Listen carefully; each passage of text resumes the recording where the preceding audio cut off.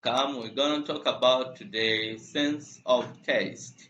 David Seven Sons Theater at gmail.com. You can contact us, right? Yes, you can contact us, ask some questions, and we answer. We always answer free of charge. Okay, that is David Seven Sons Theater. That is our poster. And don't forget to like, subscribe for more and better videos. Yeah. And you share for other students to also enjoy. Okay, right. Taste. The sense of taste, what you can call gustation, is a chemical sense that is stimulated by food and drink. It contributes to the quality of life and is important stimulant of digestion. If you recall, one of the phases of digestion is stimulated by the presence of food in the mouth, and that is taste, and taste sensations are also important. They contribute. Yeah. So the gustative stimuli is detected by special receptors, specialized chemoreceptors called taste receptors or taste cells. The tongue, the palate, the pharynx, epiglottis, and upper third of esophagus have taste buds in which taste receptors are clustered, or in which the taste cells are clustered. We want to look at the structure and distribution of papillae on the tongue and arrangement of taste buds. The taste buds we have the papilla. This is concerning the taste buds or taste receptors. Right. Look at this. If I have this as my tongue, it tappers anteriorly, yeah. So the posterior part of the tongue is there. We have the middle central sulcus, this one, and we have this V shape somewhere there. The sulcus terminalis terminates the anterior, separates the anterior two-thirds of the tongue from the posterior third of the tongue. So we have the circumvallate papilla. These ones, as you can see, the taste buds are here and here. Circumvallate. This is the epithelium. We have taste buds on the papilla as arranged as you can see there. Then we have the filiform papillae. You can see the arrangement. Taste buds are there, filiform in shape, fungiform in shape. The taste buds you can see where they exist, like there. So these papillae they contain taste buds. Basically, that's what I wanted. But if you're to look at the nerves innervating the tongue, we have the glossopharyngeal nerve, or the posterior part of the tongue. We have the we have the coda tympani, which innervates the anterior two-thirds.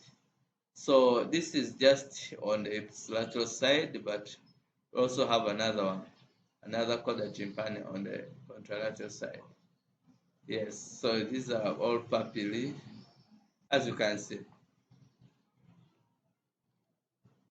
I want to talk more about the papilla. Excuse me. The papilla have mechanical papilla. For example, the filiform, which lack the taste buds, those are just mechanical for gustation. I mean, for chewing food. They are mastication. They are important. Then we have the gustatory papilla. These ones they contain the taste buds. That's what I showed you in the upper video, the upper slide. That we have the circumvallate, foliate, and fungiform. The filiform lack taste buds. They are mechanical. Taste sensations. We have sweet, like from sugars, saccharines, or alcohols. Those are sweet tastes. We have salty, like that of sodium chloride or table salt. We have sour, like acids. Acids are sour. They are not bitter. They're just sour. Then we have bitter. I'm saying that the bitter have these are produced by this is produced by alkaloids like quinine, caffeine, nicotine, or strychnine. Those ones are bitter. They are bitter. They are not sour. They are bitter. Sour are the acids. Then we have the fifth sensation, which we call unami. Unami is produced by the glutamate, particularly by monosodium glutamate. Yeah, this is special. It is just new. It was discovered in one of the countries of the Middle East, somewhere there, Asian countries. It is a sensation. It's produced by monosodium glutamate. That is a good objective to ask. Let's continue. Transduction of taste sensations. The taste receptors are chemoreceptors. They are stimulated by substances which are dissolved in saliva. The dissolved substances act on microvilli of taste receptors exposed in the taste power of taste buds. So the taste buds have taste powers. When tastes when tasty substances when substances dissolve in saliva, they enter through the pores and they stimulate them. They are absorbed or act on microvilli of taste receptors to cause sensation. This interaction typically depolarizes the cell either directly or via the action of second messengers, right? This causes the development of receptor potential, which in turn generates action potential if it exceeds the threshold in the sensory nerves, right? The mechanism involved in transduction of five basic types of stimuli into electrical signals are very different. The five types, they have different mechanisms. So I won't go much into the details, but just know they are very different. But they don't differ from being a second messenger or direct. Okay? Look at this test bud and test pathways. So what I want to talk about today, test bud and test pathways. We have a test power here. Now this is a single test bud as we saw the other side. Consider it on papilla, like find for like the circumvallate. So we have the test power here. Now we have stratified squamous epithelium of the tongue. Then we have taste receptor cell. This is the cell which has microvilli. Then we have sustentatural cells. These are just supporting cells. And we have synapses. Anyway, those are now fibers, neurons from the taste receptor cell. So let's look at the pathway. The pathway is here. The uh, taste sensations are taken to the cortex, to the cerebral cortex through three different nerves.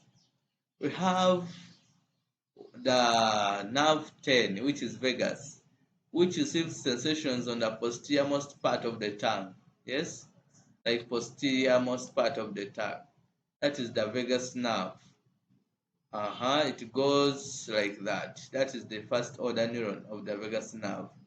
Pseudounipolar, pseudounipolar, pseudounipolar cells. Yeah, even these ones are pseudounipolar. So the posterior third of the tongue, that is the glossopharyngeal nerve. It also has the first order neuron going here to the solitarius nucleus of Tractus solitarius. This one has all the three, has cell bodies of all the three cells forming the second order neurons. So the synapse in the nucleus of Tractus solitarius.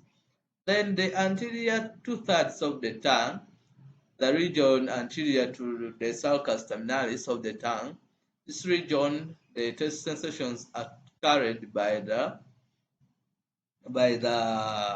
cranial nerve 7 or facial nerve. And facial nerve,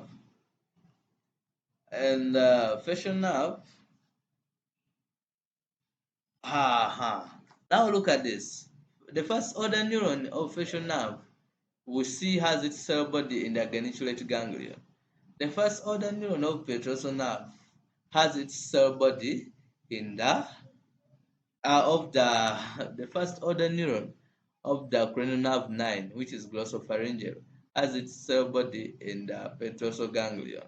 Then we were saying that the first order neuron of vagus nerve also has its cell body in the nucleus of vagus nerve. Yeah, there's a nucleus of vagus nerve. They are several by the nucleus of vagus nerve. So these three first order neurons go and make synapses to cell bodies of second order neurons in the nucleus of tractus solitarius on the ipsilateral side before they decussate. So we see a decussation of the second order neurons to form the medial lemniscus pathway, right? This one continues to the ventroposterior medial nucleus of the thalamus, where we have the third order neurons which radiate to the cerebral cortex, to the gustatory cortex. That is Brodmann's area number that. So, so that is it. Let's continue. That is the taste bud and taste pathways. Which factors influence the taste sensation? One, we have area of stimulation. When it is large, the sensation is also increased. Have temperature of the testant. Normally, the favorable is 30 to 40 degrees Celsius. That is the temperature of the testant. We have age of the person. Those people below 45 years of age have good taste sensation. We have sex. Women are more sensitive to sweet and salt and less sensitive to sour. The acids don't do them too bad. Okay. We have adaptation to one acid produces adaptation to others because the protons are the stimuli for acids. You get? That is another factor. That since we are receiving protons to say that that is an acid, to interpret that as an acid, adaptation to one acid produces adaptation to others. Right. Interaction between taste producing substances. Yes, interaction between taste producing substances. Many times you can eat sugar and salt, they interact and reduce the strength of the taste sensation. Abnormalities of taste sensations also occur. That's called agousia and others. So let's look at that. What are the abnormalities of taste sensation? One, we have agousia. This is due to lesions of any of the three nerves, where we've had cranial nerve 5, the first branch, which is ophthalmic. We have cranial nerve 7, which is facial, and cranial nerve 9, which is glossopharyngeal. Those ones cause agousia. We have captopril, that drug which is used to as an inhibitor of ACEs, which affects the taste. We have penicillamine. Yeah, penicillamines also affect taste. 2, hypoagousia. Agousia is lack of any taste sensation. You don't taste. So we have hypogousia, reduced taste sensation due to an increase of the threshold for different taste sensations. This occurs basically in diseases. We have dysgeusia, where you have impaired taste sensation. For example, if you have the syndrome of the temporal lobe, that will occur. We have selective taste blindness, an inherited autosomal recessive trait characterized by markedly elevated threshold for phenylethiocarbamide. So this one only, we have an elevated threshold for it. Yeah, phenylethiocarbamide forms selective taste blindness. Right. Don't forget to subscribe. Thank you for following. You like the videos, you share to other students to also enjoy. Click this button for more notifications. Right.